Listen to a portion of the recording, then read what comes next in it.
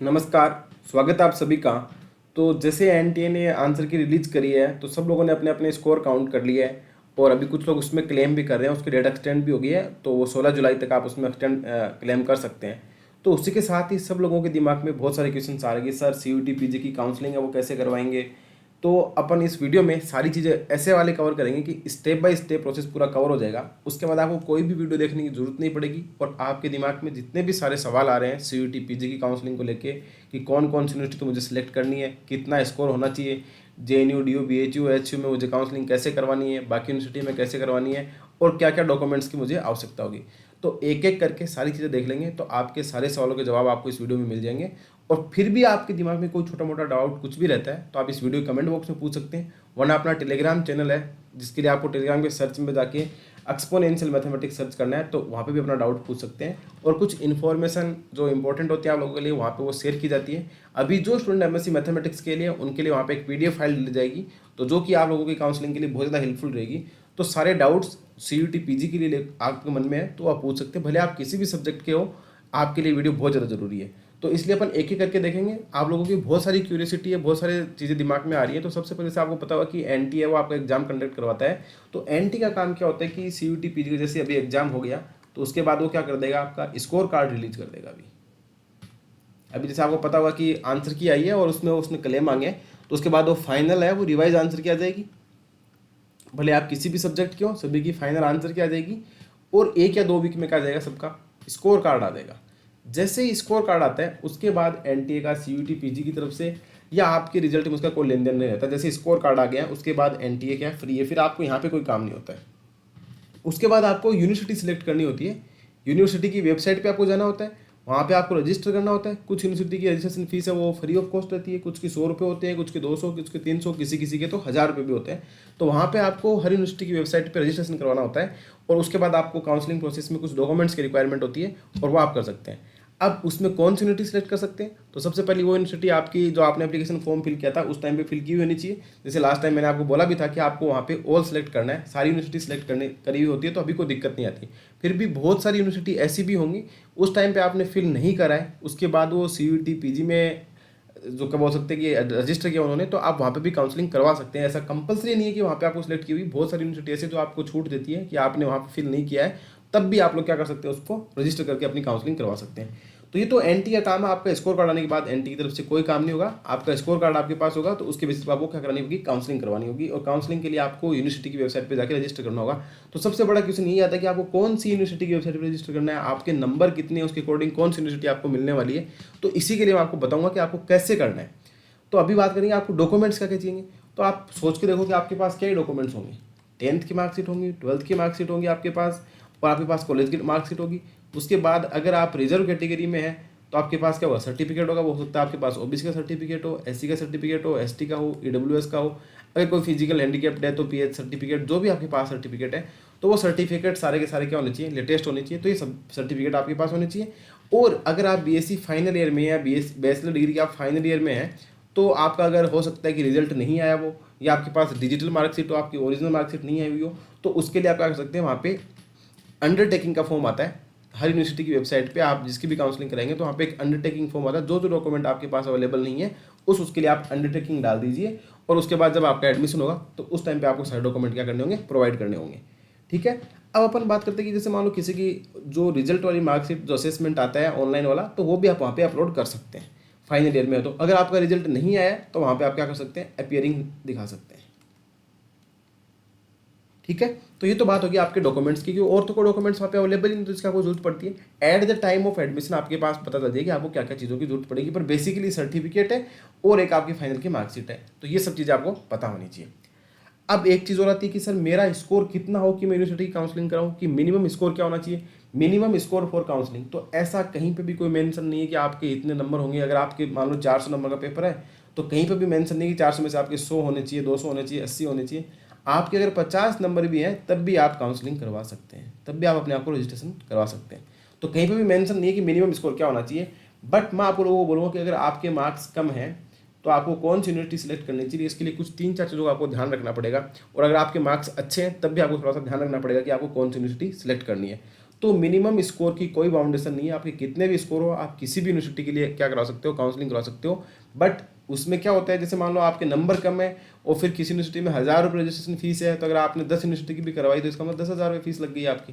हालांकि वो कुछ यूनिवर्सिटी की फीस है वो फीस में इंक्लूड हो जाती है, बट आपके नंबर कम है तो सभी की नहीं करवानी है, और अगर आपके नंबर अच्छे हैं तो किसकी करवानी है, तो ये बता देते हैं अपन। तो यहाँ पे मिनिमम स्कोर की कोई बाउंडेशन नहीं है। तो अब बात आती है कि which university we have to select.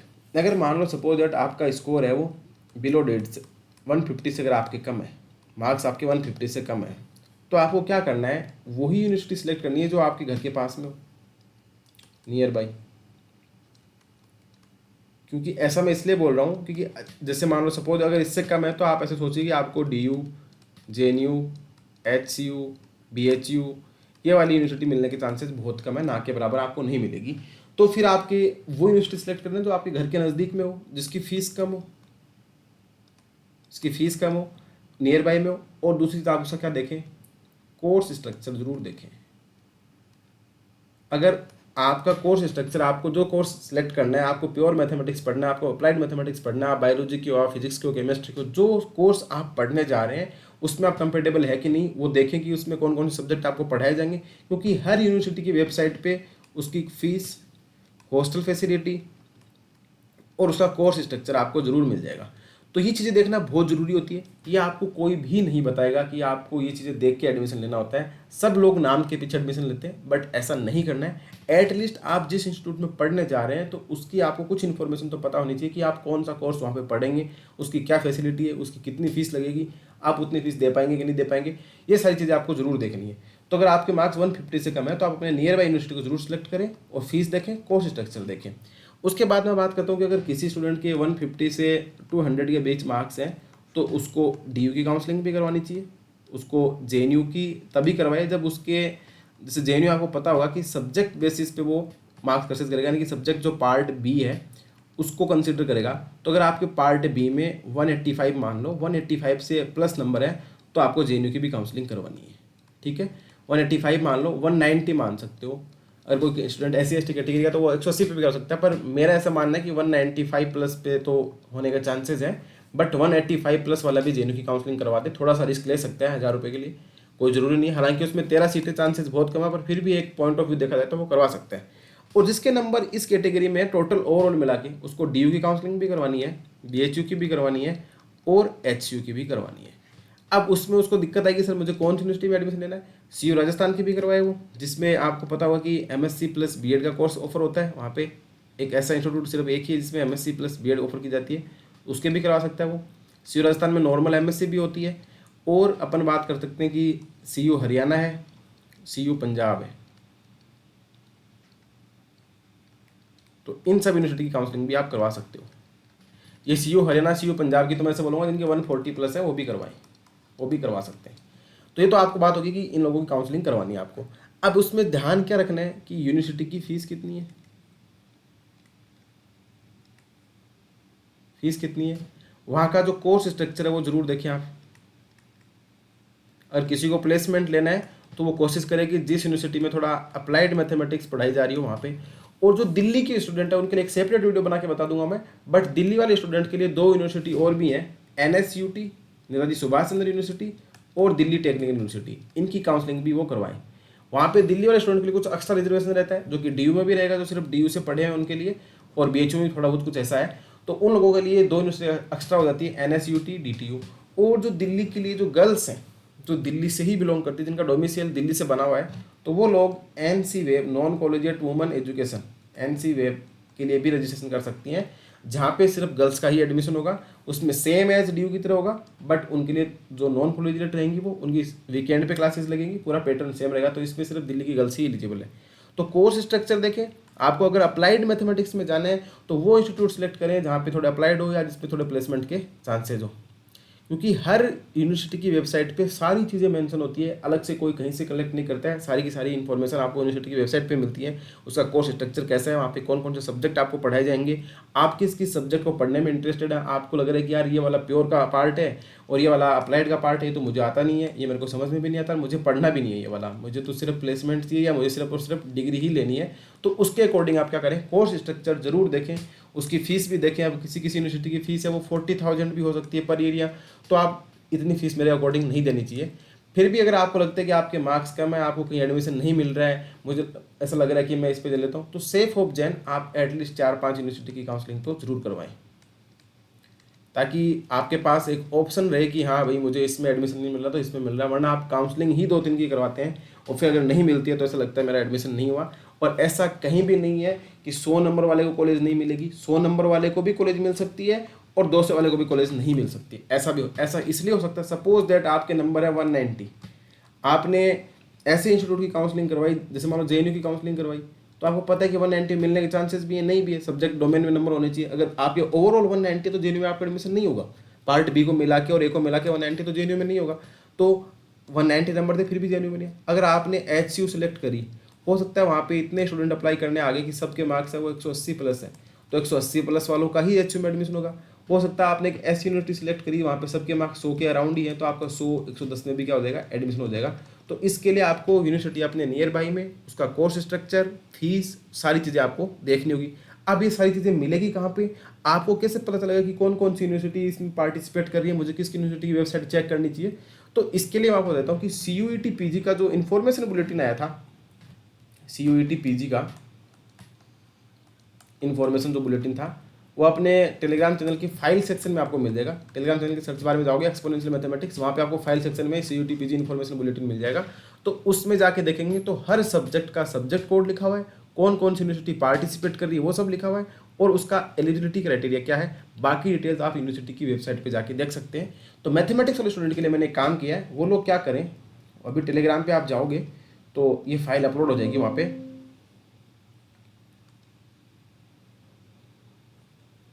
ये वाली लिस्ट डाली हुई है। इस लिस्ट में क्या है,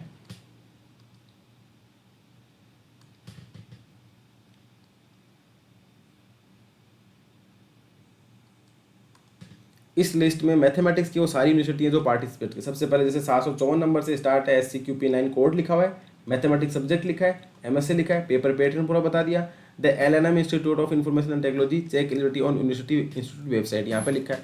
उसके बाद जैसे देख रखा है कि mathematics Delhi technical university DTU, इसके लिए आपके इतने मिनिमम इक्विवेलेंट परसेंटेज होने चाहिए, एक सब्जेक्ट होना चाहिए, 5% है वो SC ST PWD को छूट है। Indira Gandhi national university Amarkantak, central university Andhra Pradesh, सबकी central university Haryana, central university Himachal Pradesh. तो ये जितनी भी यूनिवर्सिटी मैथमेटिक्स के लिए है वो सब की सब ये लिस्ट आपको, ये लिस्ट है वो टेलीग्राम पे मैं डाल दूंगा सेपरेटली, वहाँ से आप देख सकते हैं। Central university Jammu, central university Jharkhand, central university Karnataka, Punjab, Rajasthan. अब देखो CU राजस्थान में दोनों कोर्स के डाल दिया यहाँ पे, MSc मैथमेटिक्स का भी और MSc प्लस BEd वाला भी डाल दिया। साउथ बिहार का डाला है, BBU भी है, सारी यूनिवर्सिटी की मिल जाएगी। Tripura university, central university Kerala, Hemvati Nandan Bahuguna Garhwal university Srinagar, Madan Mohan Malaviya university technology Gorakhpur, सारी की सारी मणिपुर यूनिवर्सिटी है, जितने भी यूनिवर्सिटी मैथमेटिक्स में पार्टिसिपेट कर रही हैं वो सारी की सारी आपको यहाँ पे मिल जाएगी। तो 754 नंबर से स्टार्ट होके और ये 823 तक है वो मैथमेटिक्स वालों की लिस्ट है। और ऐसी लिस्ट आपको बाकी सब्जेक्ट की भी जो CUET PG इन्फॉर्मेशन बुलेटिन था उसमें सबकी एक साथ अवेलेबल है, तो वहाँ से भी आप इसको देख सकते हैं कि आपको कौन कौन यूनिवर्सिटी में। अब आप इसमें देख सकते हो कि कौन सी यूनिवर्सिटी आपके स्टेट के नियर बाई में, उसका कोर्स स्ट्रक्चर देखो एक बार, ये देखेंगे आप 823 तक, 823 पे MSc mathematics, AKS university Satna, SK university Dumka, ये सारी डाल रखी डिग्री BSc मैथमेटिक्स इक्विवेलेंट, सारी यूनिवर्सिटी की लिस्ट यहाँ पे आपको मिल जाएगी। Shri Khushal Das university Hanumangarh, Sangam university Bhilwara Rajasthan. तो जो स्टूडेंट भीलवाड़ा का है, कम मार्क्स है, तो राजस्थान में यहाँ पे काउंसलिंग करवा सकते हैं।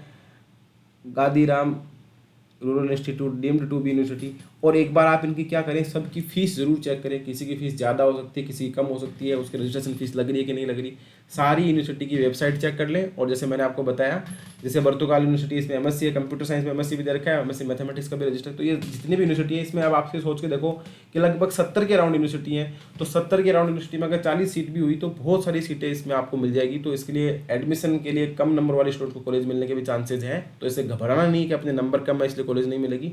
एवरेज स्टूडेंट के नंबर कम ही है, बस आप लोग क्या करें, सारे के सारे एक बार वेबसाइट चेक कर लें, और जिस यूनिवर्सिटी आपके घर के नज़दीक हो, नंबर कम है, जैसे यूनिवर्सिटी ऑफ हैदराबाद है, सेंट्रल यूनिवर्सिटी ऑफ हैदराबाद, एक ही बात है, HCU इसी को बोलते हैं, इसमें मैथमेटिक्स है, वो अप्लाइड मैथमेटिक्स है, पूरी एलिजिबिलिटी क्राइटेरिया लिखा है, बाकी कोर्स स्ट्रक्चर कैसा पढ़ाया जाएगा क्या होगा वो आप इसकी वेबसाइट पर जाके चेक कर सकते हैं। तो तो मैंने मेरी तरफ से पूरी इन्फॉर्मेशन कवर करने की कोशिश करी है, जो आप लोगों को ज़रूरतमंद हो, आप लोगों को ज़रूरी हो कि आपको काउंसलिंग कराने के लिए किन किन चीज़ों का ध्यान रखना चाहिए। फिर भी कोई डाउट होता है तो आप ज़रूर पूछ सकते हैं। सबसे इंपॉर्टेंट चीज़ यही है कि आपको यूनिवर्सिटी सेलेक्ट करने के लिए CUET PG इन्फॉर्मेशन बुलेटिन में सारी सब्जेक्ट की यूनिवर्सिटी मिल जाएगी। अपन एक सेपरेट वीडियो में बात कर लेंगे कि आपकी कट ऑफ क्या रह सकती है, किस स्टूडेंट के कितने नंबर उसको ये कॉलेज मिलने के चांसेस हैं। अभी मैंने आपको सिर्फ ये प्रोसेस बताया कि आपको काउंसलिंग कैसे करवानी है। अभी जैसे आपका स्कोर कार्ड आ जाएगा और अभी भी रजिस्ट्रेशन होना स्टार्ट हो गए होंगे, कुछ स्टूडेंट के रजिस्ट्रेशन अभी स्टार्ट हो गए, तो आप वहाँ पर रजिस्ट्रेशन करवा सकते हैं। उसके लिए आपको उस यूनिवर्सिटी की वेबसाइट पे जाना है और वेबसाइट पे सारी डिटेल मेंशन होगी, डॉक्यूमेंट्स मैंने बता दिए। और मिनिमम स्कोर का कोई भी बाउंडेशन नहीं है कि आपकी मिनिमम स्कोर कितना होना चाहिए और किस स्टूडेंट को कौन सी कॉलेज मिलेगी, कितने नंबर पे। तो एक बार आप अपने नंबर भी कमेंट बॉक्स में जरूर डाल दें और टेलीग्राम के सर्च बार में जाके @exponential मैथमेटिक्स पे आप जेन्युइन स्कोर जरूर बताएं। वहाँ पे एक पोल चल रहा है, उस पर अपना स्कोर है वो जेन्युइन स्कोर बताएं, ताकि हम एक आइडिया लगा पाएँ कि किस स्टूडेंट को कितने नंबर पे कॉलेज मिल जाएगी। फिर भी आपका कोई डाउट रह गया है तो आप जरूर पूछें। बाकी सारे जो भी आपके मन के सवाल थे वो पूरे करने की कोशिश मैंने करी है। यूनिवर्सिटी सेलेक्ट करने के लिए आप ये जो लिस्ट डाली मैथमेटिक्स वाले तो वो देख सकते हैं। बाकी स्टूडेंट CUET PG इन्फॉर्मेशन से एक बार कोर्स स्ट्रक्चर और उसकी फीस स्ट्रक्चर जरूर देखें, ताकि आपको रजिस्ट्रेशन करवाने के बाद ऐसा नहीं लगे कि कहीं एडमिशन हो जाए उसमें और फिर आप सोचेंगे यार इसकी तो फीस ज़्यादा है, मुझे तो ये कोर्स पढ़ना था, मेरे को तो इसमें नहीं जाना है। तो ये सब चीज़ों का डाउट दूर करने के लिए एक बार यूनिवर्सिटी की वेबसाइट विजिट कर लें और जिस यूनिवर्सिटी में करवाना है उसकी लिस्ट आपको सेपरेट मिल जाएगी मैथमेटिक्स वालों के लिए। बाकी स्टूडेंट आप देख सकते हैं। So I hope this video and this information is helpful for you. सारी इन्फॉर्मेशन एक साथ कवर करने की कोशिश की गई है। फिर भी डाउट होता है तो आपका मोस्ट वेलकम, आप जरूर पूछें। So thank you.